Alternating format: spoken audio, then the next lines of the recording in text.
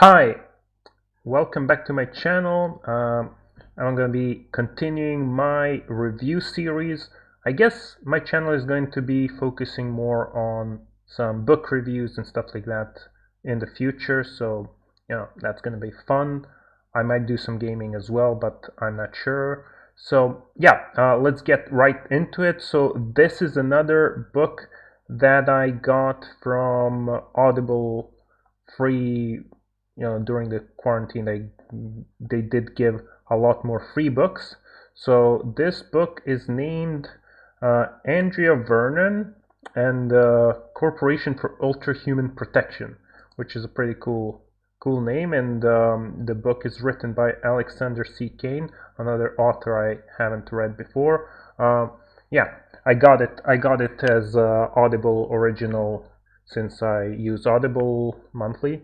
So let's get right into it. So, story. Let's see.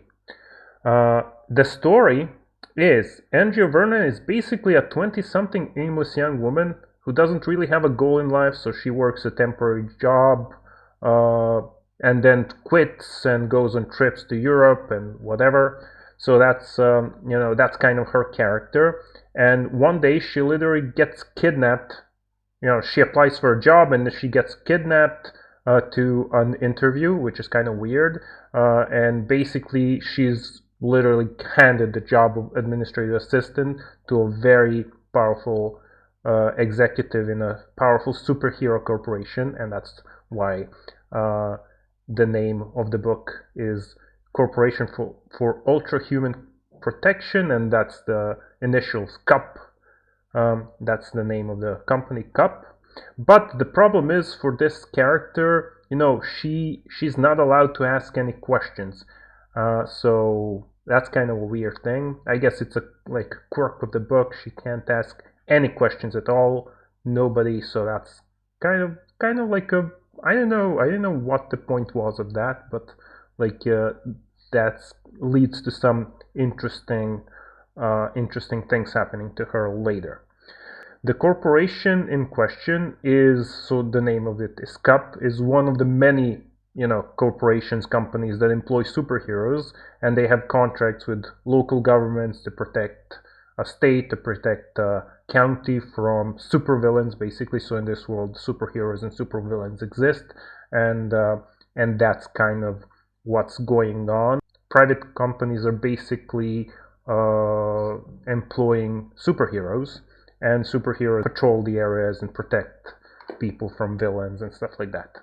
Anyway, Andrea starts working. She learns the ropes. She meets a lot of colorful characters. She gets some romance and stuff like that. And the book, of course, finally, if you have a superhero book, it has to end with a big conflict, big fight, stuff like that. So that's the basic plot of the book. I'm not gonna talk too much about the rest of the plot. I don't want to spoil anything. So I'm gonna get right into the pros and cons of the book. So what are the pros? The humor in this book is really good. It's on point. It's hilarious, pretty funny. It's enjoyable to read. It's great. Especially I like the descriptions of each of the heroes. They're hilarious. Some heroes are really outlandish. There's a hero, so I'm gonna mention many of them, because that's the fun of the book, reading about the heroes. But one of them is named Teleporter Joe. That's his name. And basically his ability is he can teleport, but he can teleport only to one particular spot, and I think that's some place in New York, and that's the only place he can teleport. So that's kind of a funny point. They talk about what's the use of this hero or whatever. So and there's a lot of other heroes that have even crazier abilities, and some really fun and stupid ones. So it's really the highlight of the book for me. The tone is pretty light. There's a lot of jokes. There's a lot of back and forth between the characters, stuff like that. So that part was fun. So let's talk about the main character. She does get some character development. It's pretty interesting, realistic. She has like some issues, like she has a fear of commitment, and she has some dreams that she never, all her life she never actually managed to fulfill. She wanted to do something great and something good for humanity. She was hoping to finish her romance novel. She had those ambitions, but she never really fulfilled them. And the way that the character develops, she's kind of basically like growing up, and so she considers what her life is going to become if she just keeps drifting from one job to another, from like one place to another. She like does a lot of travel and stuff like that. So that's kind of like, that's her character development. Pretty good. Not too much changes, but that's the way real life happens. Nobody usually changes that much, just a little bit. Another pro of this book is the narrator. The narrator is really good. She crushed it. She's doing all these voices, very distinctive accents, very very very immersive. Because you kind of feel like you're talking to real people. It's really great narrator. I'm sorry I forgot the name of the narrator, but check it out. It's on Amazon probably, or Goodreads probably. You can see her name. Cons.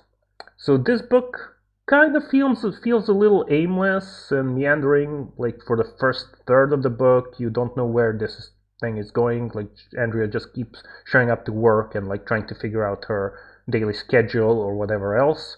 So I thought it was like going to be just about that the whole book, and I was losing a little bit of interest.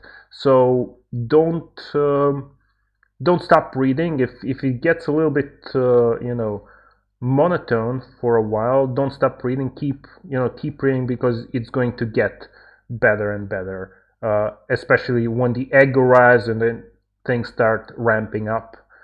So it gets more interesting.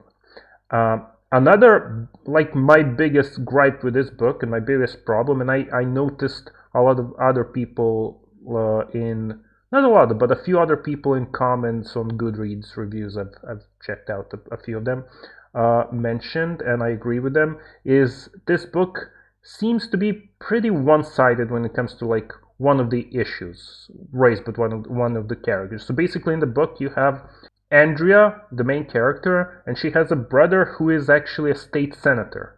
So Andrea Vernon, and we have like her brother. I don't remember if he has a name. Basically, his name is State Senator Vernon, and that's also a joke you will read about in the book.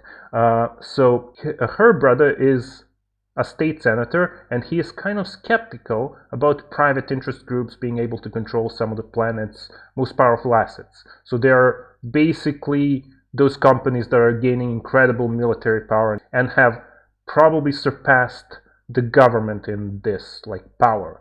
So that's like one of the points raised in the book.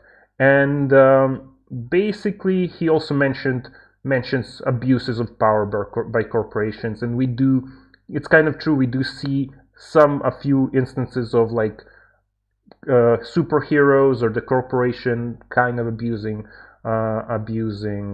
their power in the course of the book. So that's kind of an interesting point. But it feels like the author is on the side of like the corporation. So basically Andrew's brother is kind of set up to be a strawman bad guy. He's just a big government type, trying to infringe on their liberties, and he's a like really really huge douche to Andrea, and kind of you feel like you hate the dude immediately. He is like always talking down to her and all that stuff.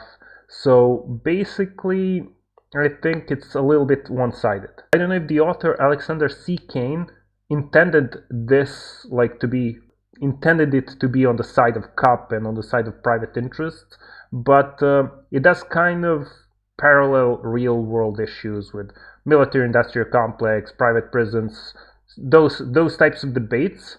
So I don't know if that's on purpose, but if that is so, it seems to be that the author is on the side of corporations. Corporations are good, government bad, and that type of thing, and it's not very nuanced. but I might be wrong. This might be just kind of a setup. So Andrea might get swept up in this corporate world, and she might like be on the side of Cup and everything. But in the sequel, because there's going to be there is a sequel already, I haven't read it, this might be a setup for like a larger conflict between like private interests, governments, stuff like that, or at least some more useful debate about that kind of stuff. It does seem to be a little bit one-sided when it comes to issues connected to like military or, you know, use of force and stuff like that. So that kind of thing I didn't quite like. But counting that aside, and if you don't mind that too much, or maybe you're like agreeing with the author on this point, it's a pretty fun book to read. It's really funny. Overall, I really enjoyed reading it, and I might even consider getting the sequel in the future. So yeah, that's going to be it for this video today, guys. Thank you so much for watching. If you really hated this video, make sure to hit that dislike button down below, and I'll catch you next time in the next review. Bye bye.